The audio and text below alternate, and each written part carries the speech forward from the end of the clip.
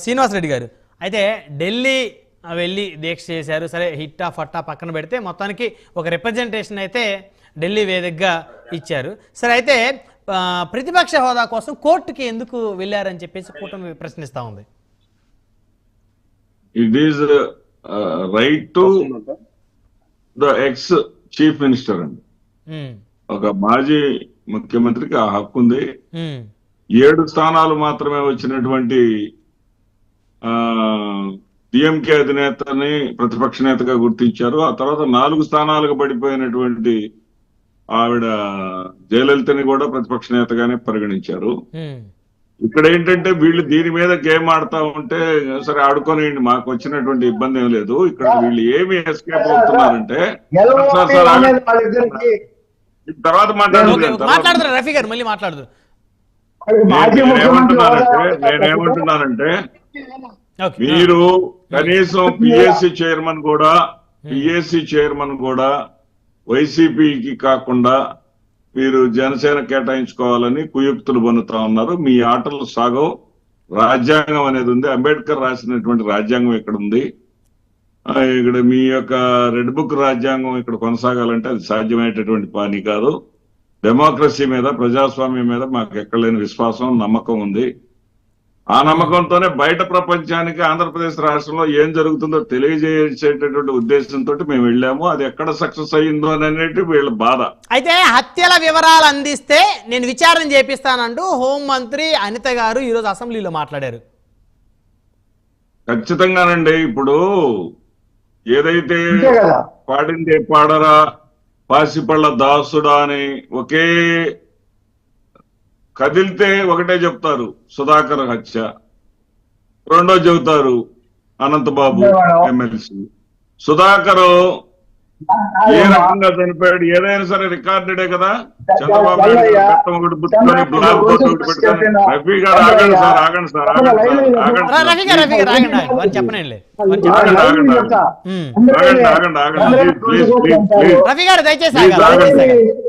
మీరు ఆయన యూనియన్ పరంగా డాక్టర్ గారు అయినప్పటికీ కూడా తెలుగుదేశం పార్టీకి సంబంధించి ఒక కార్యదర్శి ఆయన.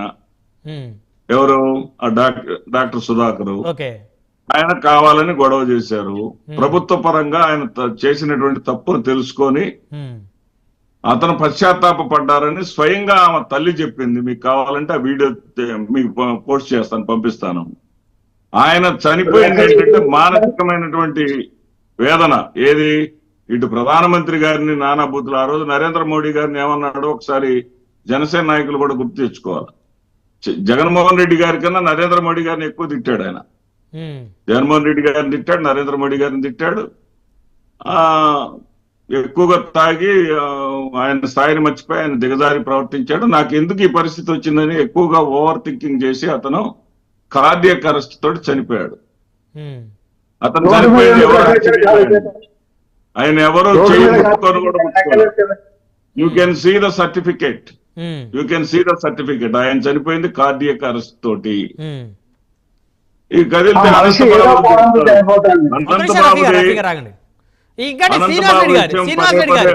వివరాలు గనక అందిస్తే విచారణ చేపిస్తా ఉన్నారు. అదేవిధంగా తప్పుడు వివరాలు గనక ఇస్తే చర్యలు తీసుకోవడానికి సిద్ధంగా ఉన్నాను అంటే జగన్మోహన్ రెడ్డి గారిని హెచ్చరించారు ఈరోజు హోంమంత్రి గారు అసెంబ్లీలో.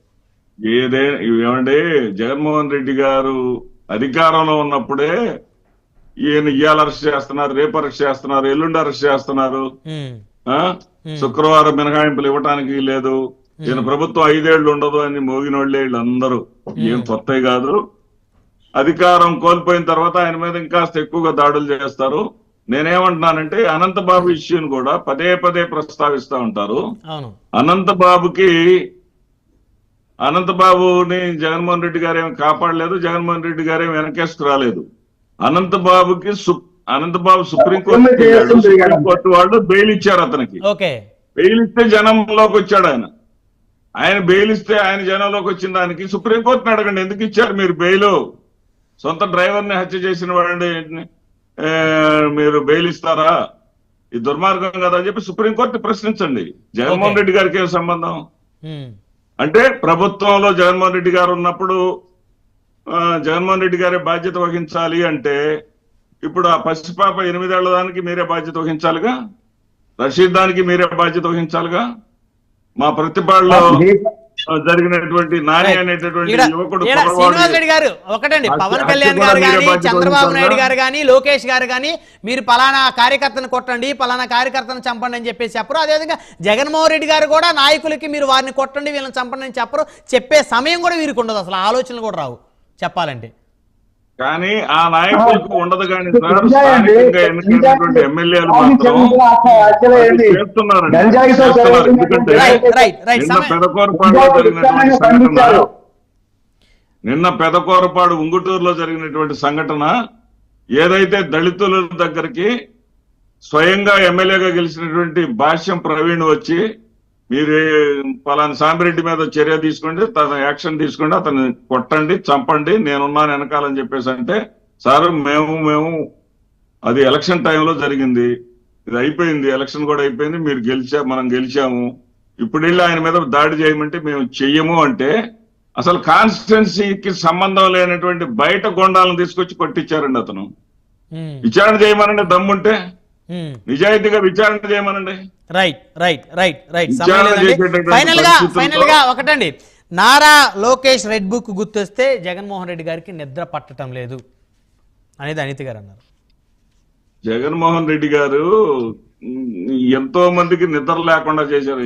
స్వయంగా ఇప్పుడు గెలిచినటువంటి చంద్రబాబు నాయుడు గారే నిన్నగాక మొన్న అన్నారు, ఏమనంటే ఆయన మళ్ళీ గెలుస్తాడనేటటువంటి భయంతో పారిశ్రామికవేత్తలు రావటం లేదు, వాళ్ళందరికీ నచ్చ చెప్పాం, మేము ఆయన తొక్కేస్తామని, అందుకే ఈడీ కేసులని ఆ కేసులని లేనిపోని కేసులు కొత్త కేసులు పెడతారనేది మాకు తెలియదు కాదు, పోరాటాలు చేయాల్సి వస్తుంది అనేది మాకు తెలియదు కాదు.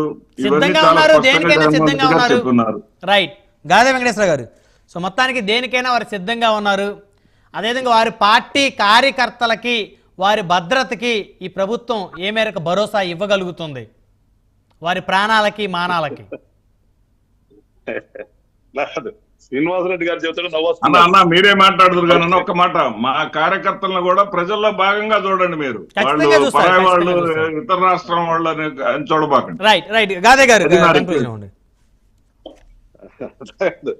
శ్రీనివాసరెడ్డి గారితో అందుకే నేను ఏం డిబేట్ చేస్తాం, ఆయన కూడా సరెండర్ అయిపోయినట్టు అన్ని తెలుసు అని చెబుతున్నారంటే చూడండి, అక్కడ అర్థమవుతుంది కదా. ఎప్పుడైనా ఏం తెలుస్తుంది, దొంగకి నన్ను ఎప్పుడు ఒకసారి పోలీసు వాడు పట్టుకుంటాడని చెప్పి తెలుసు. అదే సంధాన వీళ్ళు చేసిన తప్పులన్నీ ఉన్నాయి కాబట్టి మా మీద తప్పదు అని ముందే ప్రిపేర్ అయిపోయారు. ఇప్పుడు మేమేమి ఇంత శ్వేతపత్రం అంటే అదేది మేము రాసుకొచ్చింది కాదు కదా, ప్రతిదీ చూపించాం కదా, దాంట్లో ప్రతిదీ ఉన్నాయి కదా. పవన్ కళ్యాణ్ గారి మీద కేసులు పెట్టారు, ఏం నేరం చేశారండి చెప్పనండి, ఇంక పలానా నేరం చేసిన వాళ్ళు కేసు పెట్టారని చెప్పనండి. ఇప్పుడు వాళ్ళు అట్లా చేశారు కాబట్టి మేము ఇవన్నీ తప్పు చెప్పడం చూపిస్తున్నాం. అట్లా ఇప్పుడు శ్రీనివాసరెడ్డి గారు ఏమంటారు, మాకు అన్ని తెలుసు అంటే ఆల్రెడీ తెలుసు, మరి మీకు చేసిన తప్పులు మీకే తెలుసు కదా, ఇంకెవరు తెలుసు? ప్రతి మనిషికి కూడా తను ఏం తప్పు చేశాడో మంచి చేశాడో మనకు తెలుస్తుంది, మన ఆత్మసాక్షి మనకు ఉంటది. ఇంకోటి కూడా చెప్పాల్సిందా, మనం తప్పు చేసామో రెడీ చేసామో మనకు తెలుస్తుంది. అందుకని పాపం అందుకని ఎంత నుంచి అంటది శ్రీనివాసరెడ్డి గారు వాళ్ళు అన్ని ఒప్పుకుంటున్నాడు కాబట్టి పెద్ద డిబేటింగ్ క్యాన్సల్ చేస్తాం. ఖచ్చితంగా మేము చట్టం ప్రకారమే ముందుకెళ్తామని. ఏదైనా సరే జరిగినటువంటి ప్రతి యుక్త చర్యని ఏమి చేయాలో ఒక రాజ్యాంగంలో మన ప్రజల కోసం అండి, ఇక్కడ నీకోసం నా కోసం కాదు కదా. ఇవాళ రాజకీయ ఒక పార్టీ పెట్టామంటే ఏమి పార్టీ పెట్టింది, ఎందుకు పార్టీ? రాజకీయ పార్టీ ఈ రాష్ట్రంలో ఒక రాజకీయ పార్టీ పెట్టిన తర్వాత ఈ రాష్ట్రంలో ప్రజలకు నేను సేవ చేస్తాను. ఇక్కడ మనకు సిస్టమ్ ఉంది, ఒక పర్మనెంట్ ఎగ్జిక్యూటివ్ తో పాటు ఒక 5 సంవత్సరాలకి ఒక పార్ట్ టైం ఎగ్జిక్యూటివ్ ఉంటుంది. ఆ part time plus permanent executive కలిసి ఈ ప్రజలకు మంచి చేయాలి. ఇది ఒక రాజ్యాంగంలో కల్పించినటువంటి సిస్టమ్, ఇది ప్రజాస్వామ్యం. అందుకని చెప్పేసి ఒక పార్టీ పెట్టినప్పుడు ఆ పార్టీ ప్రకారం నేను మంచి చేస్తానని వస్తాం. కానీ నువ్వు వచ్చిన తర్వాత అధికారం ఇస్తే రాజ్యాంగం ఇచ్చిన అధికారాన్ని ఉపయోగించుకొని ఇష్టానుసారం చేసినప్పుడు ఖచ్చితంగా దాని మీద చెక్ అండ్ బ్యాలెన్స్ ఉండాలి. మేము మాట్లాడేది అదే, మా పవన్ కళ్యాణ్ గారు చెప్పేది పదే అదే, మనం చేసే ప్రజల మీద చెక్ అండ్ బ్యాలెన్స్ ఉండాలి.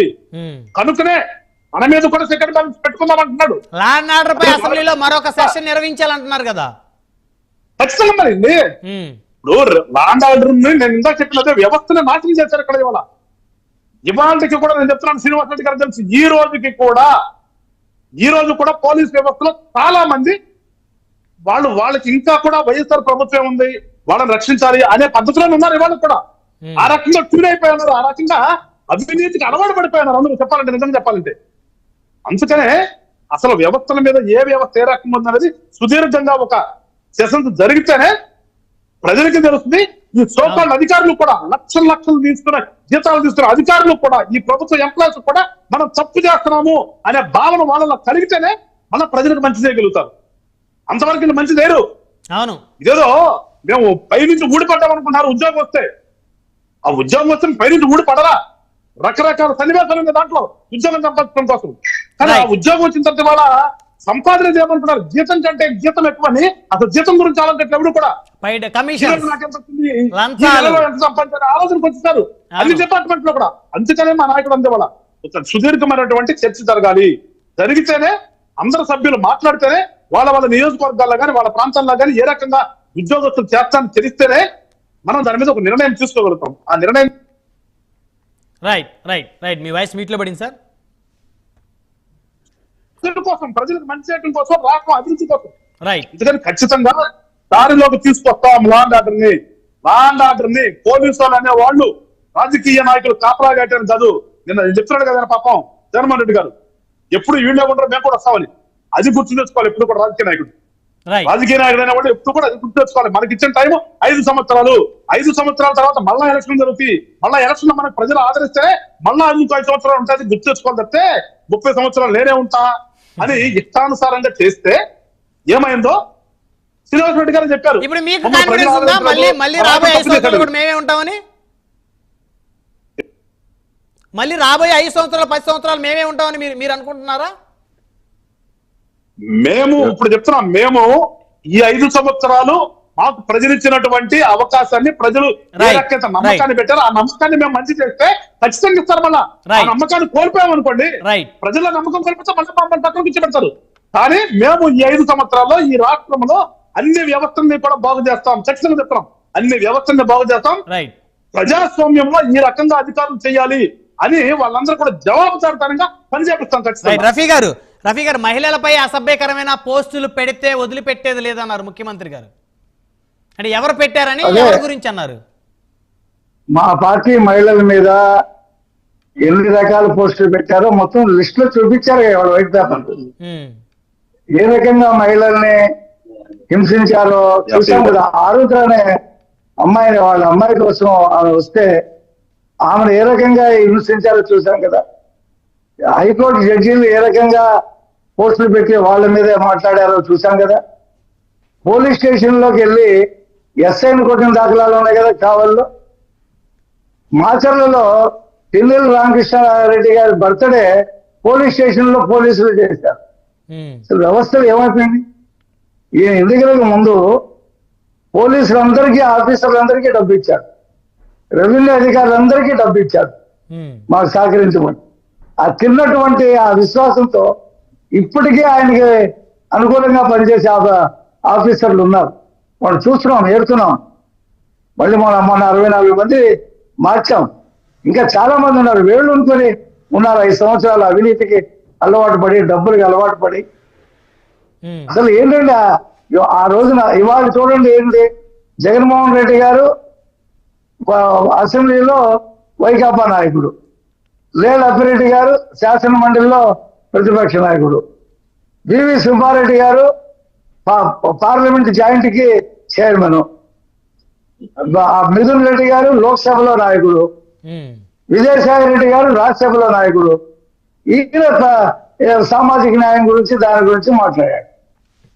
ఇంతమందిలో వేరే వాళ్ళు ఎవరికి నాయకుడు. సామాజిక న్యాయాన్ని వారు అమలు చేశారా లేదా అనేది వారిచ్చిన అసెంబ్లీ సీట్లు ఒక్కసారి 30 మంది ఎమ్మెల్సీలు ఉన్నారు. దాంట్లో అపోజిషన్ లీడర్ హోదా ఇంకో ఎవరికి ఇవ్వటం లేదా, మొత్తం వాళ్ళే ఉండాలా? ఆ రోజున కూడా అంతేగా. చీఫ్ సెక్రటరీ ఎవరు, పోలీసు బాస్ ఎవరు, తిరుపతిలో టీడీడీ బోర్డు చైర్మన్ ఎవరు, ఈఓ ఎవరు, ఎక్కడ చూసినా కలెక్టర్ లాగే, ఎస్పీ లాగే, మొత్తం వాళ్ళే. అందుకనే కదా ప్రజలు ఓడించింది. ఈయన చెప్పే సామాజిక న్యాయంలో విలువ లేదని ఊరికనే మాట్లాడతాడు. ఇవాళ మేము 600 కోట్లతో కట్టినటువంటి ఇది ఉంది కదా రాజ్మహల్ దానికి జనసేన నుంచి కాదు బీజేపీ నుంచి ఒక ప్రతిపాదన వచ్చింది. చాలా మంది జనం వెళ్ళి చూడాలనుకుంటారంట. అది టికెట్ పెడితే 50 రూపాయలు పెడితే కొని చూద్దాం, ఆ బాత్రూమ్ 35 లక్షలతో బాగా కట్టినటువంటి బాత్రూమ్ ఎలా ఉంటుందో చూద్దామని చెప్పి చాలా మంది ఉళ్ళిళ్ళు అవుతున్నారని చెప్పారు. చంద్రబాబు నాయుడు గారు ఏమన్నారంటే 50 రూపాయలు మరి ఎక్కువ అవుద్ది, 25 రూపాయలు పెడితే బాగుంటుంది అని చెప్పేసి ఆయన సూచన చేశారు. కాబట్టి ఈయన చేసినటువంటి నిర్వాహకాలు ఒక హోటల్నే, రాడిసన్ హోటల్నే బలవంతంగా 51% రాయించుకున్నారుగా అధికారం ఇది చూపించి. కాబట్టి వీళ్ళు చేసిన దోపిడీ, వీళ్ళు చేసిన అరాచకం, వీళ్ళు చేసినటువంటి హత్యలు, వీళ్ళు ఇప్పుడు కలెక్టర్ ఆఫీస్ తగలబెట్టేశారుగా. విచారణ చేసి ఎవరు తగలబెట్టారు ఎలా చెప్తారు? వాళ్ళే తగలబెట్టారని ప్రతి 960 ఎకరాలు అప్పనంగా లాగేశారని పేపర్లో వార్తలు రావడంతో రాత్రి 10ంటికి ఆర్టీఓ ఎందుకున్నాడు అక్కడ? వేరే జిల్లాలో పనిచేసే ఆర్టీఓ ఇక్కడ నుంచి వేరే చోట పోస్టింగ్ చేస్తే రాత్రి 10ంటి వరకు కూర్చొని అతను ఏం చేశాడు? సమయం లేదు రఫీ గారు, సమయం లేదు. కాబట్టి ఈ చెరిపేస్తే చెరిగే కాదు, మార్చేస్తే మార్గే. ఖచ్చితంగా శ్రీనివాస్ రెడ్డి గారు ఇందాక రఫీ గారు అన్నారు అన్ని పదవులు వైసీపీ ఒక సామాజిక వర్గంకే ఇస్తుంది, మీరు ఏం అమలు చేశారో సామాజిక న్యాయం, అందుకే ప్రజలు మీకు తీర్పిచ్చారన్నారు. సో దాని గురించి మీరు ఒక చెప్తానని మీరు హ్యాండ్ రైజ్ చేశారు కాబట్టి 1 minute కంక్లూడ్ చేయండి దయచేసి. మిత్రులిద్దరు అభిప్రాయాలు వింటుంటేనే వీళ్ళు అసలు ప్రజల సంక్షేమం గురించి కానీ ప్రజల పరిపాలన గురించి కానీ వీళ్ళకి దృష్టి లేదు. జగన్మోహన్ రెడ్డి గారిని లేదా గత ప్రభుత్వాన్ని ఎట్లా ఆడిపోసుకోవాలి, దాని మీద ఎట్లా కాలక్షేపం చేయాలి, సమయం లేదండి. సామాజిక న్యాయం గురించి మాత్రం చెప్పండి శ్రీనివాస్ రెడ్డి గారు. తర్వాత వీరు ఒక ప్రశ్న వేశారు ఇప్పుడు ఏంటంటే లేళ్లప్పిరెడ్డి గారు అని. ఇక్కడ లేళ్లప్పిరెడ్డి గారి విషయంలో ఒక చిన్న నేను క్లారిటీ ఇవ్వదలుచుకున్నా. ఏంటంటే